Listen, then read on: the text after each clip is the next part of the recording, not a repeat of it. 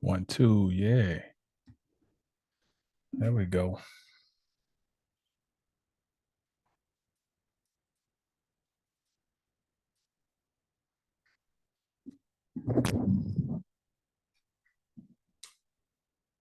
Peace. This is Jamal Robinson with 720astrology.com. Today's date is March 5th, 2024. And at the time of recording this, it is 12:11 p.m. Central Standard Time. I want to speak briefly about the upcoming new moon on March 10th at 20 degrees of Pisces. First thing about this new moon in Pisces that we want to be aware of is that Pisces is very fertile ground.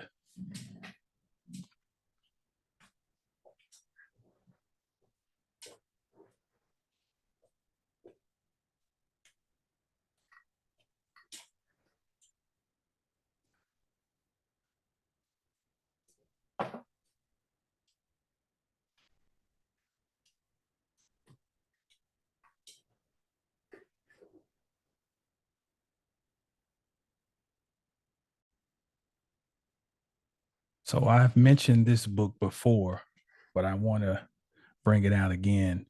It's called Planting, Harvesting, and Surgical Operations, etc., according to the signs of the zodiac. Second edition, 1920, by Professor A.F. Seward. And here's this little book. And just real quick, let's look at what he says about Pisces. Pisces is next in order of quantity because it falls always in the old of the moon in the northern hemisphere. Yet in some respects, it is a better sign than Scorpio and might rank second instead of third. This is third behind Cancer. Um, Pisces is governed by Jupiter, which is of great influence.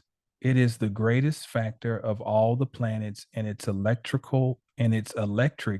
manipulations, being fruitful and watery, producing fruit, enduring the drought next to Cancer, being an abundant producer, and like Scorpio, produces less stalk and more grain. So, this is talking about agriculture, but this book definitely has a metaphysical slant to it. This guy is not just talking about food and seeds. So we can utilize this as a guidepost to dealing with this new moon in Pisces. It's a very watery new moon. And we know water is a prime agent for growth. What abundance do you need? What abundance are you looking to draw to yourself? What are you looking to grow? What are you looking to manifest? What are the limits of your imagination? Because this new moon is in the sign of Pisces, which governs imagination. Conversely, this new moon is in Pisces, which governs toxicity. So, toxic things, noxious things, false realities, illusions can very well grow with this new moon. The choice is yours. But if it is utilized properly, this new moon in Pisces could potentially bear magnificent fruit down the road that can be harvested in Virgo season. So let's look at this. We're going to pull up this chart quickly and look at some of the aspects that are forming around this new moon.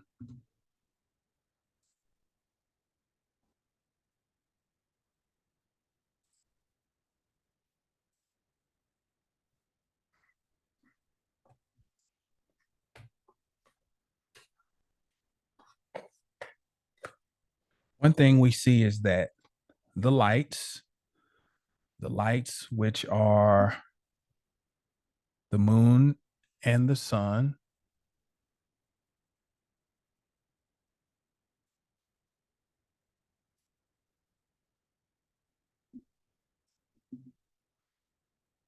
are in Pisces down here.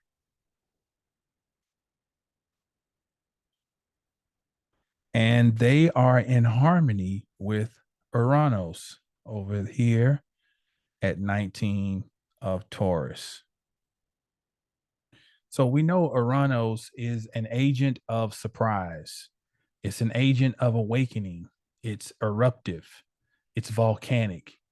Well, with it being in a harmonious aspect, which again is a sextile with the lights, the sun and the moon, this can possibly be an electric charge that is provided for this seed to grow. We know that in this reality, we need electricity. Our bodies are massive, complex electric circuits that have all types of functions running with our nervous systems is like it's a supercomputer. And so with Uranus providing this electric spark to this seed, this could be a very, very important new moon for initiating things that you want to bring into this reality. And this could turn out to be a pleasant surprise down the road if this seed is tended to properly, if it's nurtured, if it's grown and it's loved. Who knows what this seed can grow into? So that's one thing that is favorable. But we know how astrology works. For everything that's harmonious, we got something we got to deal with. So at the time of the new moon, we're still dealing with Mars in a square to Uranus. Okay. So just as we had the sextile between the lights and Uranus, we have a square between Mars and Uranus. So this can be very hectic and aggressive and impatient. So we got all this electric energy charging the seed. What we have to be careful about is jumping the gun and blowing the whole thing up. We just saw in Detroit on this, I turned on the news this morning, and in Detroit, there's been this major explosion at some industrial plant, and they were talking about canisters shot into the air like projectiles. And so when you get Mars and Uranus together, it can literally be explosive. And the thing in Detroit is about as literal as it gets. I also think I heard something about a fire going on in the panhandle area of Texas, where I'm at. Well, I'm not in the panhandle area, but I'm in the state of Texas. And so these are very literal representations of how we can be reacting internally, emotional boil, and acting um, out of our minds, crazy, overly aggressive.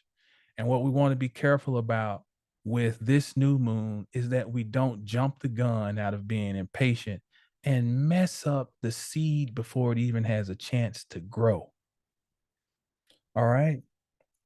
Now, we have Mercury at the time of the new moon has made its ingress into Aries. And Mercury in Aries is very sharp.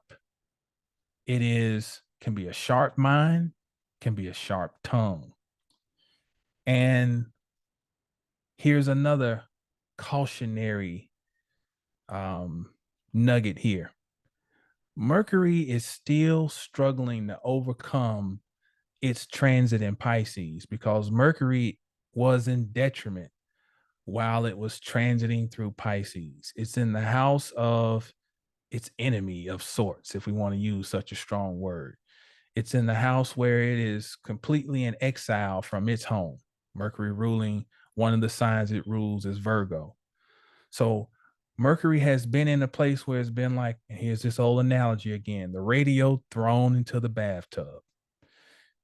But now it's in Aries, and Mercury can deal better in Aries.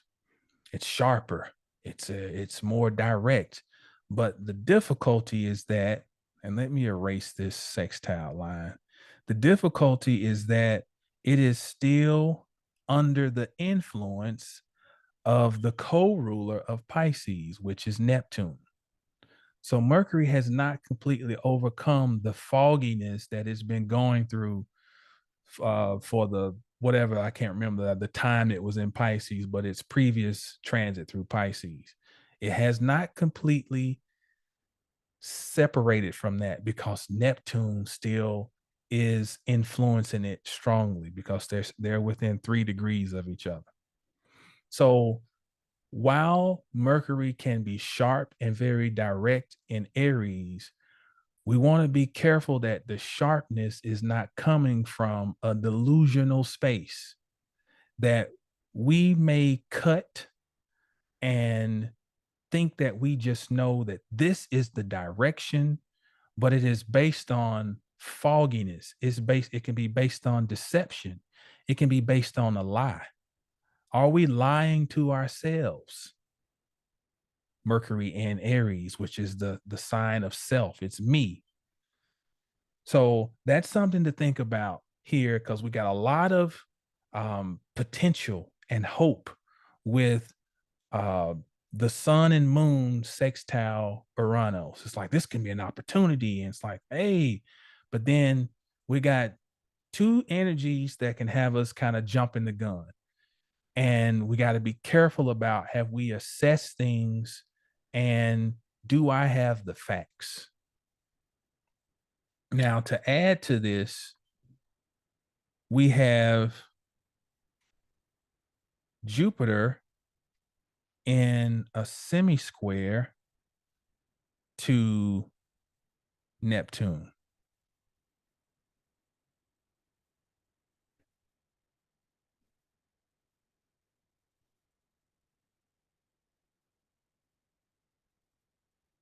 Now, this further complicates things because it adds more, it puts more onus on us to be sure that we're not operating from a space of delusion, that we're being honest with ourselves, that our opinions are grounded in facts because Jupiter is opinion. It is my truth. This is the ultimate truth. But is this really coming from a solidified space? Am I really sure that the truth is what I think it is? Am I delusional? Am I blowing something out of proportion? Am I overestimating the value of something?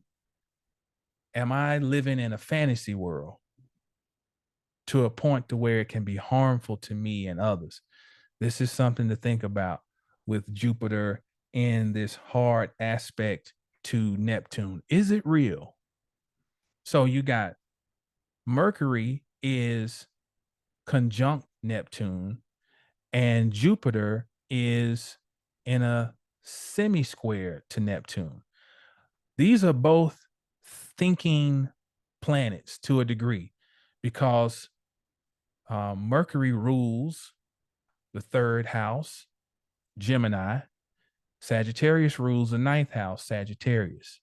So, am I getting the right details, Mercury? And am I forming my perspective and opinion based on having the right details and facts, Jupiter? These are two things that are at question around this new moon. So while there's this potential with this seed that's in this watery element where it's getting the electrical stimulus from Uranus, do I have the necessary facts to move forward? I've got a hyperactive imagination, but am I capable of integrating it with my left brain? Am I able to integrate the left and right brain to really make this thing pop? Because if I function just on my right brain, then I can be the most creative person in the world with the greatest ideas that never go anywhere. I know people like this. I know people who are great artists, who are just uber creative. And it's like they're always in the same position. And you're like, man, God, if I had that talent, I'd be a multimillionaire because this person is so creative, so artistic, but can't get it together because it's not enough to have one side of the brain working. You got to have both. You need the left brain to balance the right. You need the right side to balance the left. And so we want to make sure that we don't lean so much into this imaginative, creative world with this new moon that we lose touch with reality. So it is with astrology. It's always challenging us to find some sense of balance and harmony. Well, that concludes our little discussion here about the upcoming new moon, 20 degrees of Pisces on March 10th. For private readings, I'm available through my website, 720astrology.com. Know the stars to know yourself. Peace.